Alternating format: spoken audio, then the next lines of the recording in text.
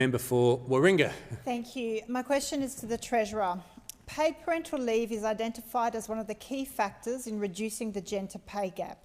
Australia has one of the least adequate paid parental leave schemes. Our scheme offers 18 weeks, while the OECD average is 55 weeks. The Parenthood and Equity Economics released modelling this week demonstrating a potential increase of up to 4.6% of GDP by implementing a policy of 1 year paid parental leave shared equally between both parents. Will you commit to reforming and increasing paid parental leave in the May budget?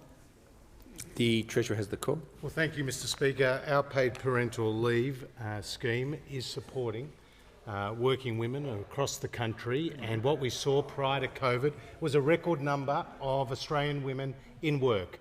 And the honourable member refers to the gender pay gap. In fact, the gender pay gap had closed to a record low of 13.9%. And you know what it was? When Labor was last in office, 17.4%, Mr Speaker, 17.4%.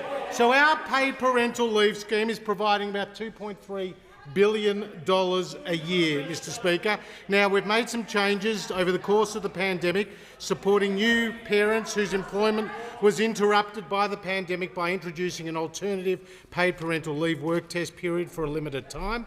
Prior to temporarily changing the work test period, parents must have worked 10 out of the 13 months prior to the birth of their child to qualify for paid parental leave. But in November of last year, the government temporarily extended the work test period to require parents to work 10 months out of 20 months for a limited time. Now, the honourable member also references the OECD. Let me point out that comparing Australia's paid parental leave scheme with those of the OECD is quite problematic because there's cross-country differences in the design of statutory parental leave schemes and employer-provided parental leave schemes. In Australia, parental leave is fully funded through general taxation revenue. This is a non-contributory scheme, which means that all parents who are eligible for government-funded paid parental leave can access this support when needed, in addition to any employer-provided paid leave. Unlike the majority of the members of the OECD, Australia provides a flat rate